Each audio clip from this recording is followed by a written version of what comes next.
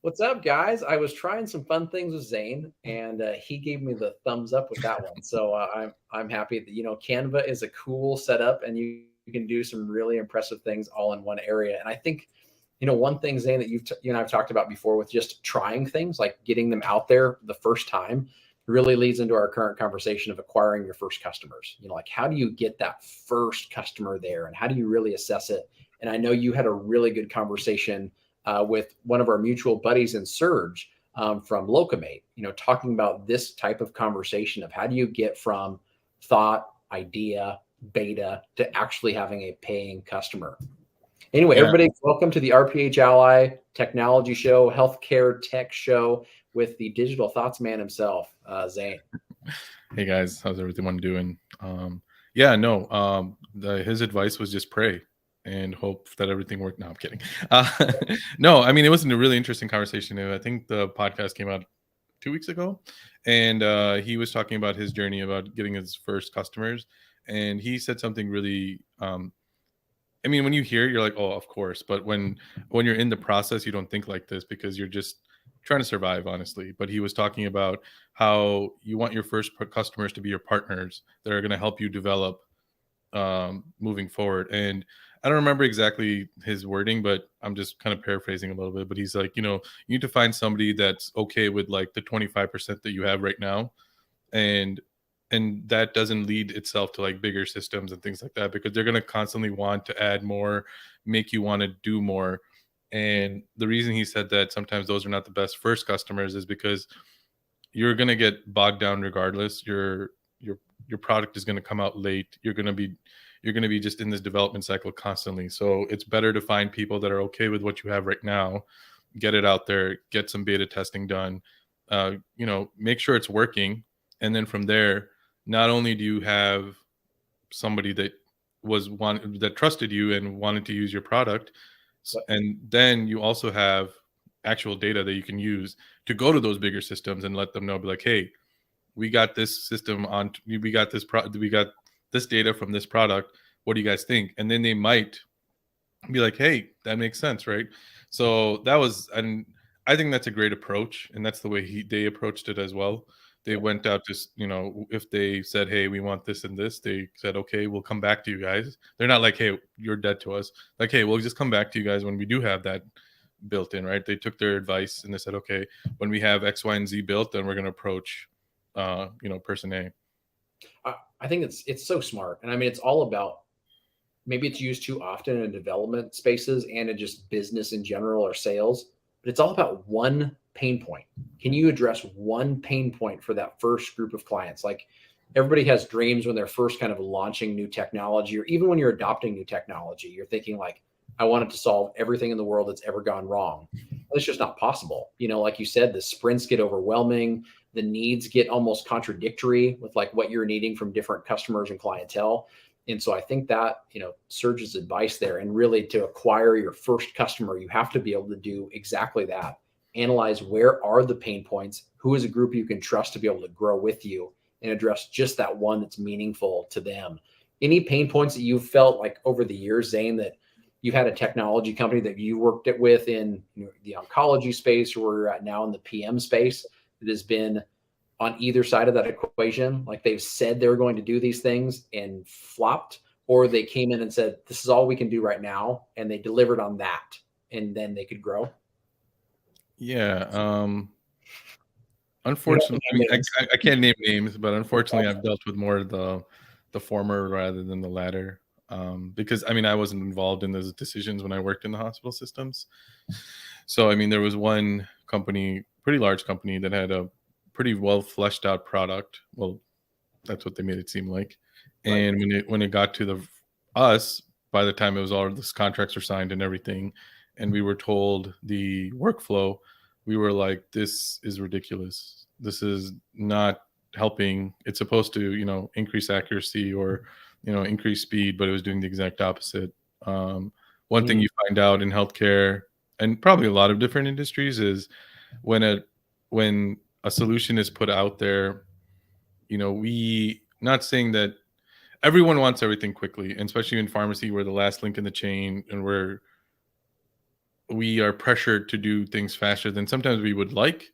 Yeah. So sometimes we will cut corners, not like in a safety standpoint, but like in the sense of like, okay, this is not affecting the patient. We will work on this on the back end, right? It's mostly like, internal things. You got to check 5,000 boxes a day. You're just going to check 2,000 of them, and Yeah, then do those later so you can do what's right for the patient. Yeah. basically. So that's what was happening with the system is we were working around our internal processes, and it was not working the way it was being said it was going to work. So unfortunately, that is kind of the.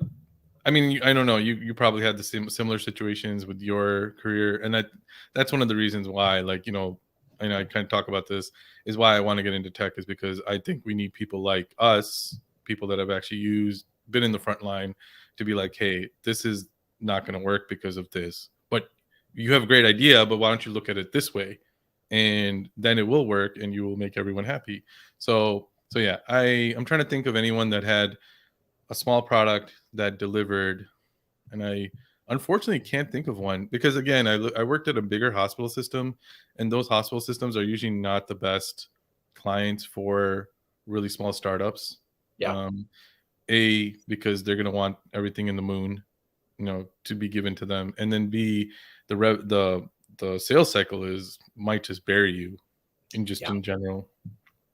It does. I mean, I think you just mentioned something with your first customer, like sometimes that is one piece, that sales cycle, like looking and saying, I'm going to go after this giant, to be my first customer. That in general could burn up your runway rather Mhm. quickly. So you don't have the assets to be able to actually deliver. The other piece you mentioned that I love is sometimes we focus so much on the DM, right? The decision maker. Like they're the ones that we have to sell to get to that first like customer experience. And they're the ones that allow like the gatekeeping scenario to be opened.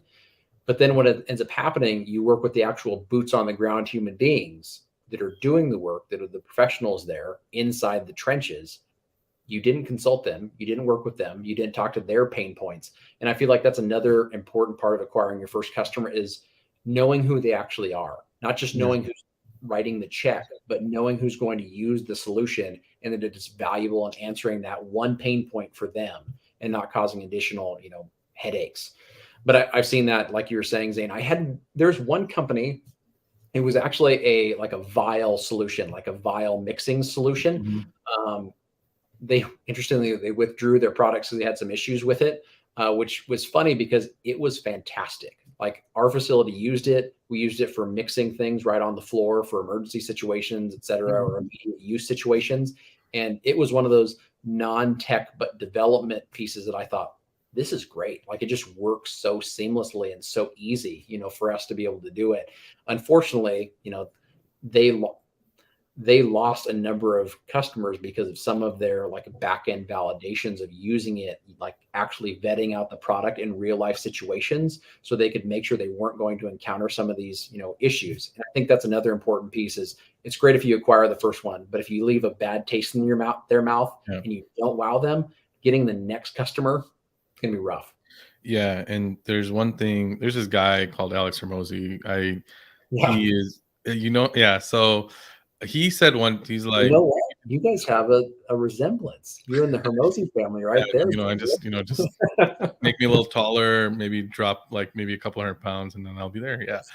But his muscles aren't as big as yours, so that's all that matters, Yeah, right? a layer of fat on top of them really helps quite a bit. But no, all kidding aside. But he said that, hey, when when you he's like, focus on one avatar or one persona or one like niche, make that as best as you can. Once you stop getting customer complaints, is when you can start moving forward.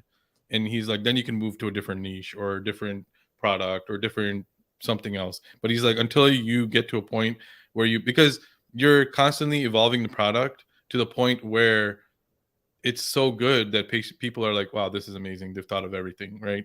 But like what happens is you just kind of rush through it. Like you got your first couple of people, like, yay. And you're so focused on getting the next client, the next sale, that you sometimes forget about, okay, did we flesh out everything? Did we have everything? I mean, and and I've been there where you need money, right? You need to pay your staff, you need to pay everyone. You have all this other stresses on you, so it's much easier said than done.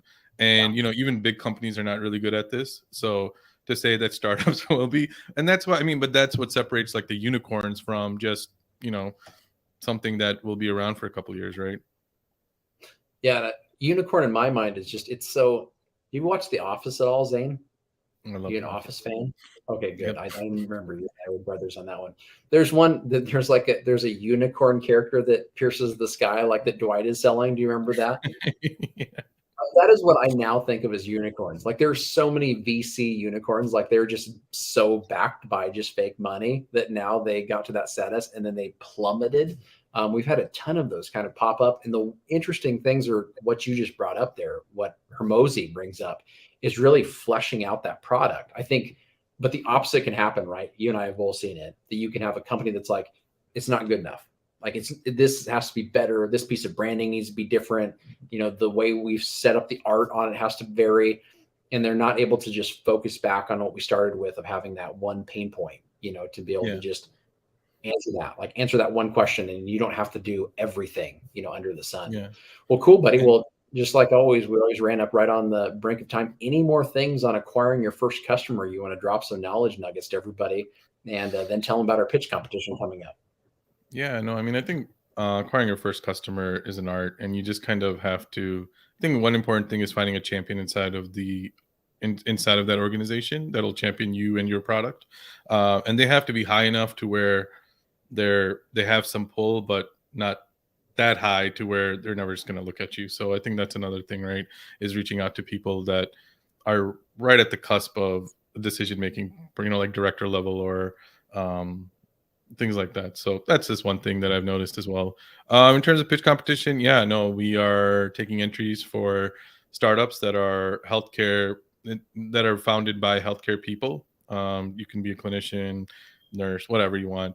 Somebody who just does admin at a hospital. We just want people that have worked in the hospital setting to be founders, because we want to breed innovation. And that's one other thing we can talk about is how do you set up innovation inside your own hospital system. We've all seen like what doesn't work, but maybe you can workshop some things that can work. But the link to the form will be in the comments below. And we would love to see what you guys come up with. For sure. No, I'm really excited about it. If you guys want to get more on these types of topics, you join us at that pitch competition, which is wonderful. Make sure you follow all of the stuff that Zane is doing on Digital Thoughts and his channel inside of RPH Ally. And let's get this kind of moving in that direction. The momentum of healthcare entering the technology space. I'm feeling it, so we can do it. All right. Thanks so much for joining us today, everybody. Bye, guys.